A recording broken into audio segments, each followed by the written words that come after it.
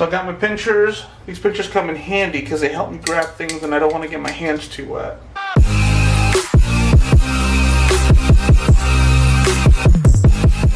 What's up, reefers? Welcome back to another episode of Tank Boyz. In this episode, it's all about the Nano. If you guys have been following this channel, you know that I have the innovative marine Nano 10 gallon. It's an all-in-one system, super awesome.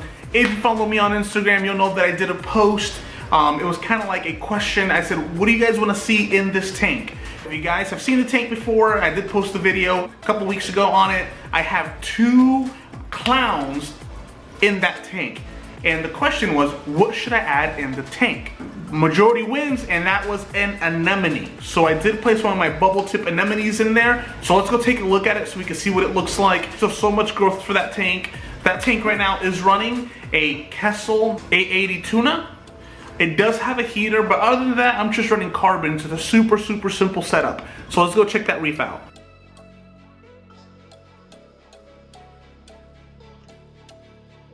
Alright, reefers, so here we have the 10 gallon Nano. So there you see the really nice bubble tip anemone. Got a couple zoas. I did add one of my rock flower anemones. Posing Senia. Little forest fire digi. You have my conch to keep the tank clean. Some nirvanas. Super simple reef. I do want to add some GSP to the floor. So some green star polyp. Alright guys, so this is what I'm referring to. So if you see, there's a nice chunk of GSP. And it kind of looks like neon grass. What's up, dude? That's the new casino fish or banana fish. But yeah, so if we back up, see that cool effect? We are going to be taking a look at the tank as well. The Red C350, doing a quick little update on it so you guys can take a look at how everything is doing. But this is what I want to add to the tank, give it that nice effect. And up here, I do have my frag rack with a couple frags that I want to add. So there you see the Bam Bams and the scrambled eggs. So let's add those to the reef real quick. Alright. Alright guys, so I'm going to want to add the Bam Bams, I think around here. Kind of like on the lower sand bed, to see how that looks. And then I do have a little GSP, a little Posing Xenia frag right here. And this Posing Xenia, I want to glue it down. That way it doesn't get kind of tossed around in the sand bed.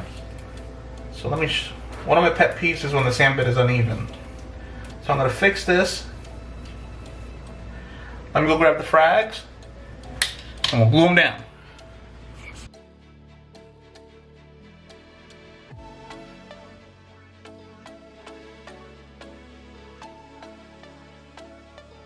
Alright guys, so here we have the Bam Bam frag. I do have my Corafix Pro glue. I love using this glue. Helps out a lot. It's like a gel, actually. So I'm gonna put some glue on here. These clowns are super aggressive, so hopefully they don't try to bite my finger off. Odds are they're going to. That's okay. So let's see where I want to put this frag. They're over here biting the frag. Okay, so maybe we could put it.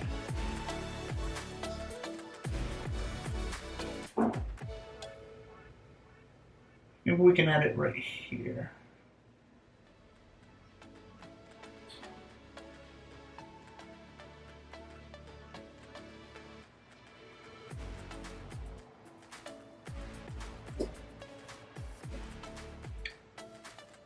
Okay, so I'm holding it down. There we go.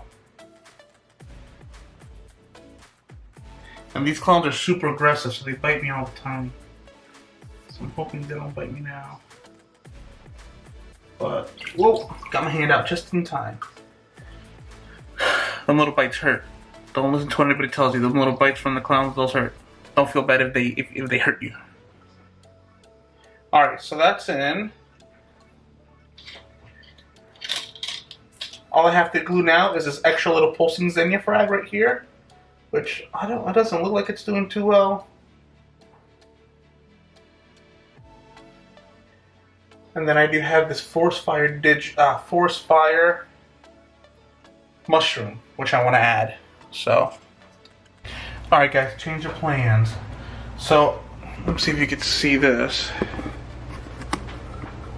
So I tucked in the GSP pulsing Xenia frag right there. I didn't have to glue it. Hopefully it does well like this one. I am going to pull this mushroom out because I want to put this mushroom on my main display. And there you see the Bam Bams. So I don't have a filter on this, but I am going to give it a couple minutes. Once it opens up, I'll put a nice little video so you guys can see what it looks like. Alright, Reefer, so I'm going to bring you over here. I'm going to set the camera, and then I'm going to put that mushroom in the tank.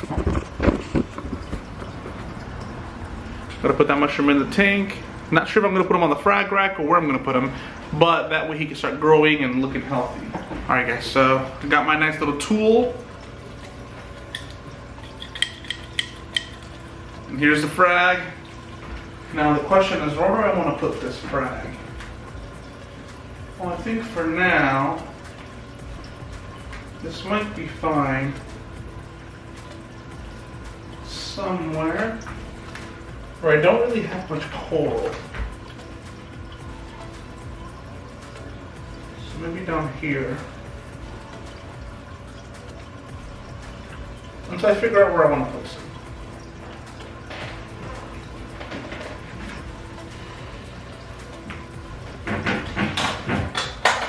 I don't know if you guys have noticed, I like tools to make things easier for me, so now that I put it in there, I'm going to use my little stick so I can adjust it without having to put my hand in the tank.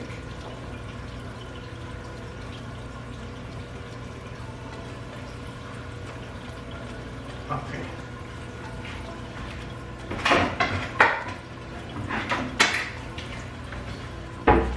Alright guys, so this tank has been running for roughly about 2 weeks. So let's talk a little bit about the 350.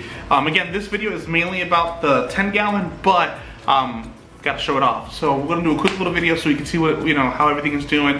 2 weeks in, I think everything's doing awesome. Quick little side note, I did pick up Hector's maricultured Goniopora because it wasn't doing too well. Then we went to my buddy's house with it, and it did better there, but not ultimately the best. So we decided to bring it back here to see if it'll do any better. Also, I did get my very first small little pink Goni frag, courtesy of Hector, so he did let me get that. So let's go take a look at the tank and see all the updates. Alright, Reefer, so here we have the Red Sea 350.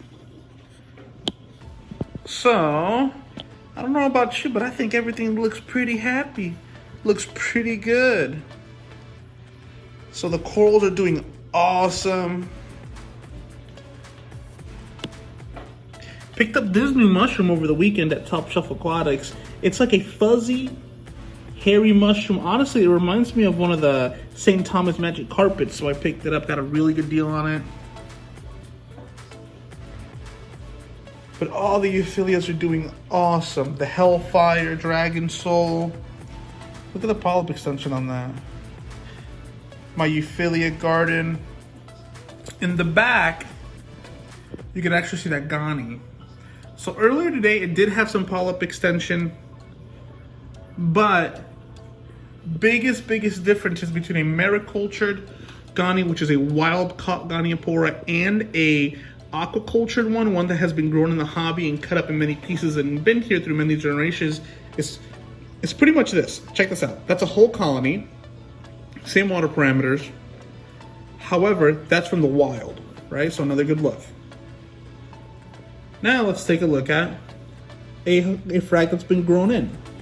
And that's a tiny frag. Look at the polyp extension. Out of the way. Right, super happy. So, I'm a big fan of aquaculturing.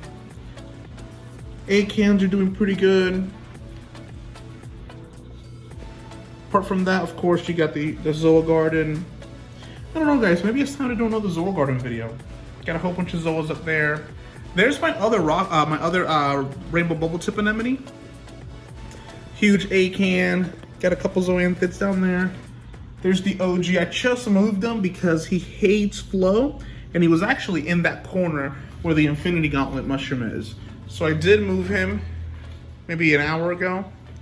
Guys, but overall the tank is doing so good. I'm so happy with everything. And again, this is only 2 weeks in. So it's not like this tank has been running for a long time. If you want to keep up to date, more, easier, give us a follow on Instagram at ZoaTankBoys. I post weekly, actually daily there, updates, what's going on with the reef. YouTube usually gets the video, once, twice a week. There's a shy shot. But I am so loving this tank, guys. So loving this tank. Up there, you're gonna see that biohazard mushroom popped off the frag, and I do have to get some media to make it easier for him to attach. It happened this morning. Luckily, I caught it. But so far, so good, guys. What do you guys think? Leave a comment below. I still gotta get that replacement AI prime. It's killing me. Alright, Reefers, so that was this episode of ZoaTankBoys. So I hope you enjoyed it.